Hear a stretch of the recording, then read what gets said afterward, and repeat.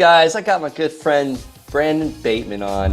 This guy is probably like one of the smartest people I know as far as SEO and pay-per-click, and we've had the opportunity to work together for a while. And you guys might have heard the interview the other day with the Joe Homebuyers, Cody Hoffine, and Mark Stubler. Well, Brandon is kind of like the brains of their online marketing side of the house, the pay-per-click, the Facebook, the SEO. Those are all force multipliers. This is why these guys are having so much success. So I want to have Brandon on here today to talk about what he's doing with land investors. How the heck are you, Brandon? Hey, I'm doing fantastic. It's always good to see you, Brent. We've known each other for, I don't even know how long now. Yeah, I think it's been since 2018 or so. Yeah. So yeah, we met at a event where people were paying $10,000 for just 2 days to come to. So when you meet guys like that in rooms that pay to get in rooms like that, you wanna hold on to those relationships. You were helping me quite a bit when I had my house buying business as well, with the SEO and the basically my online presence. And if anybody's wondering what the heck I mean by SEO, like search engine optimization, if you're wondering what the heck that is, guys, if you're not on the internet today, you are allowing other people to talk about you on the internet. I say control the internet rather than let the people control what they put about you on the internet. So you want to control that presence. Like if me and my wife are going somewhere, she always looks to see if they've got an internet presence, if there's a menu online, and if not, she won't go there. So remember that. But Brandon, what's working today on the internet presence? What are you guys up to? I know you're working on some big stuff. You just told me you had 30 employees in that beautiful office space that you got. And we pay them to do important stuff, believe it or not. We're not just here for fun. No kidding. We've been doing a lot of land investing PPC recently. We've gotten a little bit more into that. So that's something that you and I were talking about and figured we could bring out here. And really what this comes down to, like, if you're not familiar with what PPC marketing is, if you go to Google and you search something like, for example, how to sell my land, you're going to see that there's the first thing that pops up on Google is a listing that has this little ad symbol next to it. And then it says whatever it says. Usually you'll click on it, take you to a landing page where you can fill out a form.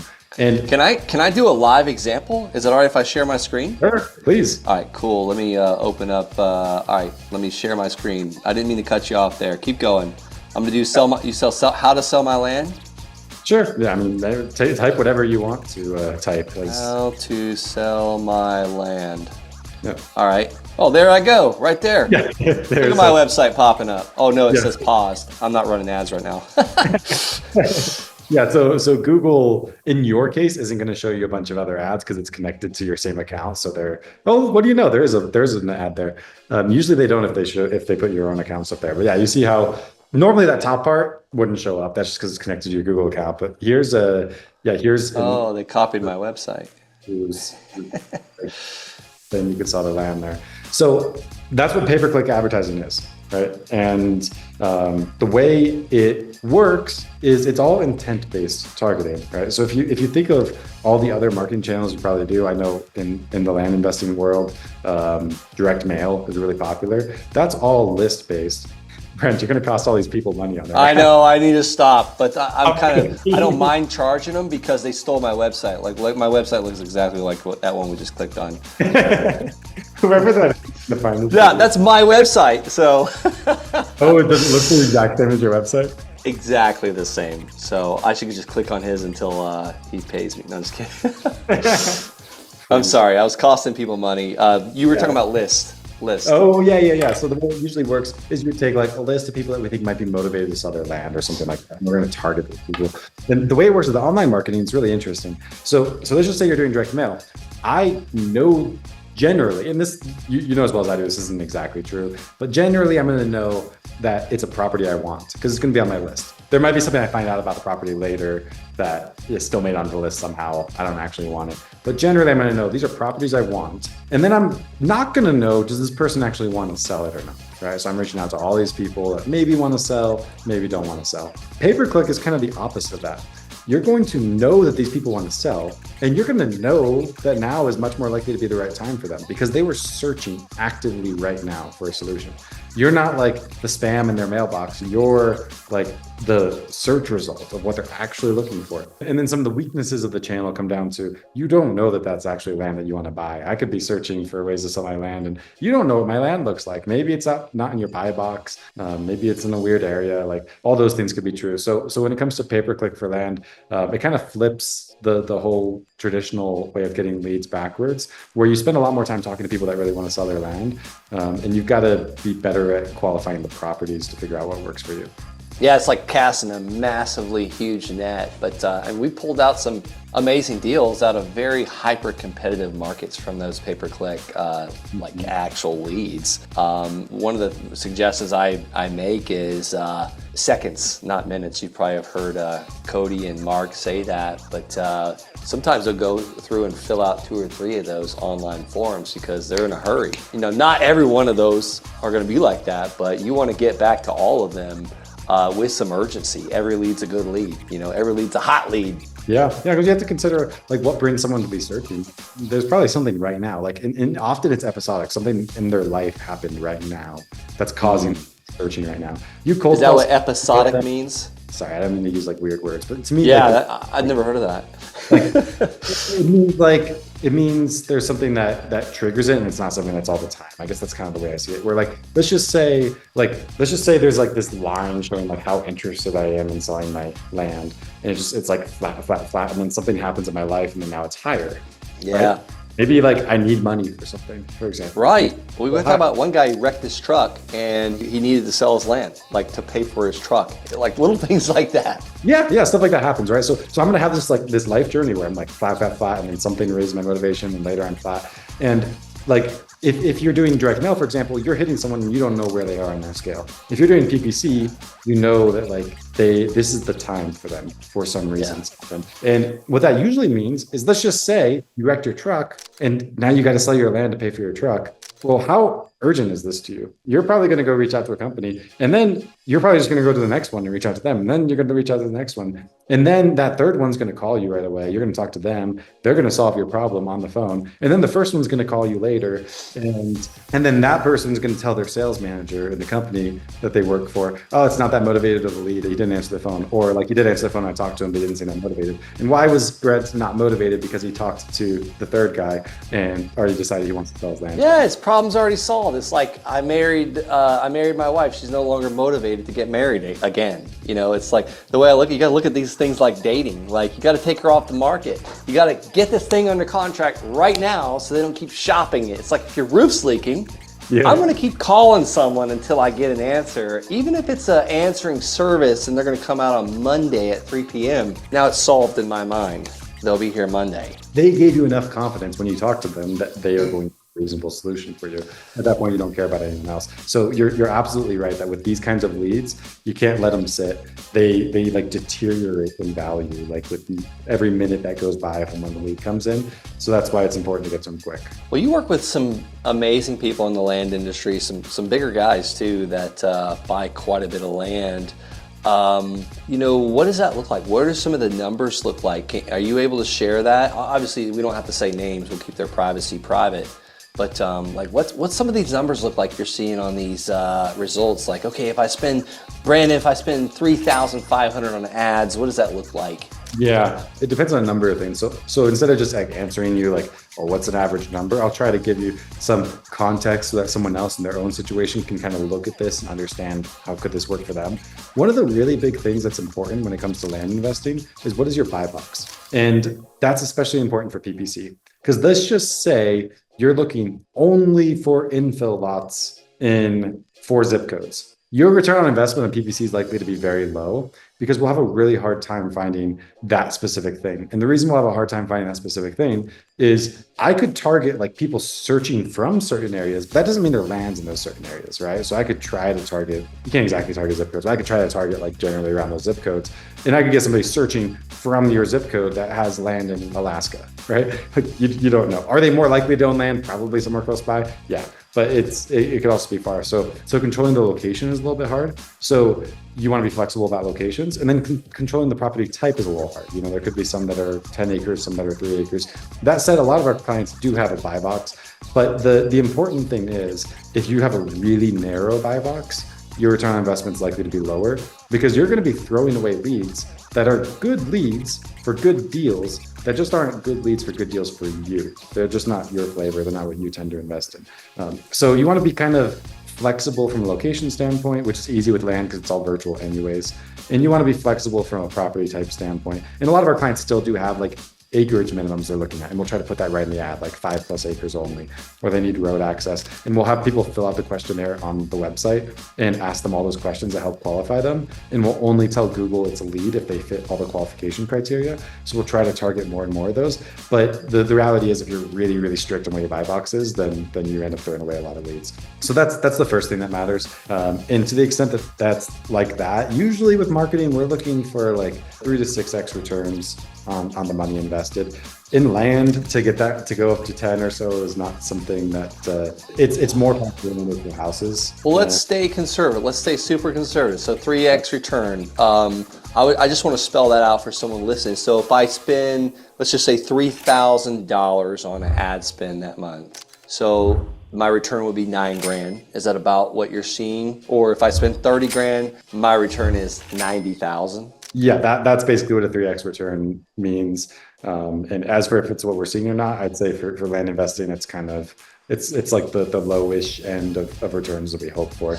But as you can see, like it's enough to make a pretty dang good business on. I mean, one of my PPC leads, it was one of the most competitive markets, Cape Coral, Florida, Lee County, Florida. Of all markets, I'm like, I don't even like mailing this area because I never get any deals. We did a $44,000 net profit deal in this area. Then we got one in Georgia. We made like a $15K net profit, kind of in the middle of nowhere. I would say the 3X is very conservative for what we were doing. Now, I had to sort through a lot of leads, a lot of, it's not like me sending a land offer letter. I prefer that. But if you're willing to work leads and check numbers and look at a bunch of stuff, I was going after the whole state of Florida. How did I get a Georgia deal? I don't know. It still happened.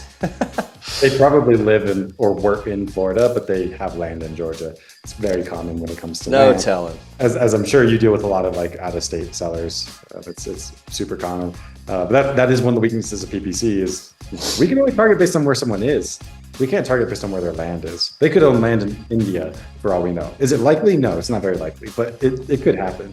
Well, what would you recommend for someone just getting started, or they've done a few land deals, they're ready to invest in their online presence like Facebook and SEO presence, organic, where people can find them, and maybe some PPC for someone that wants to take their business from maybe 3 deals a month to 6 deals a month? What would you recommend for someone like that? So we've done a lot of tinkering with Facebook ads for land, and it has not been super successful. We've done pretty well with Facebook for house acquisitions. But for land, it just hasn't worked quite as well. So the first thing I would say is if we're looking at like big online channels that could generate a lot of business, Facebook ads, Google ads, and organic SEO on Google are kind of the big 3. I would steer away from Facebook as it relates to land. And then you're really looking at search marketing. Search marketing, it's that same thing you were just showing where someone's like they're going to the search bar, they're searching for a way to sell their land. We looked at the PPC ads. The only other thing I would consider is the listings below those, which are organic listings. And really PPC, so there's just 2 sides of the same coin, right? You either pay for it or you earn it. It's the 2 ways to get on Google's search page. If you think, what is Google built for? Google's built to provide for each person who searches the most relevant and authoritative results. And also to let people, if they're willing to pay, show up there. If you want to go the organic route, then the game is convincing Google that you are the most relevant and authoritative results. Which is long and boring and planned on a couple years. Yeah, for me anyways.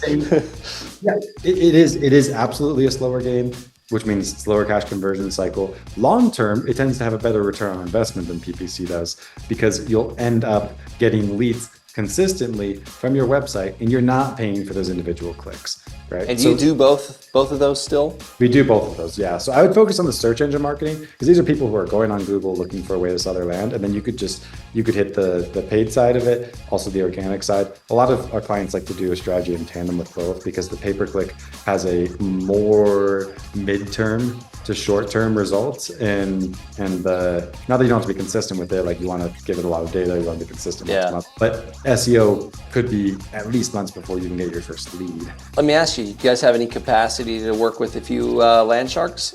Yeah, absolutely. It's literally what we're built to do. So if I wasn't any good at that, that would be kind of sad. Guys, we're going to put a link down at the bottom of this video, on the video, above the video, depending on what medium you're watching this, and hopefully you can schedule with Brandon or his team. I don't want to kill you with appointments. I know you're a busy man, and you guys provide a great product, and I know at one time you had a waiting list of people, and I know you've been hiring people, good people like crazy. So I don't want to overburden you. What does someone expect? Should someone expect to spend? And what's the time frame? Because I don't want people to have unrealistic expectations and just get on your calendar for no reason. Yeah, very fair point. So I would say it's a different answer for SEO versus pay-per-click. Let's talk about pay-per-click first. You're probably looking at a minimum of, say, $3,500 a month all in between your management costs and your ad spend. So I'd be looking at least there.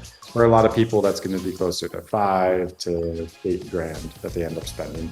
So that's the first thing. It's like, how much per month is this going to cost? The other thing is, how long do you have to do this for?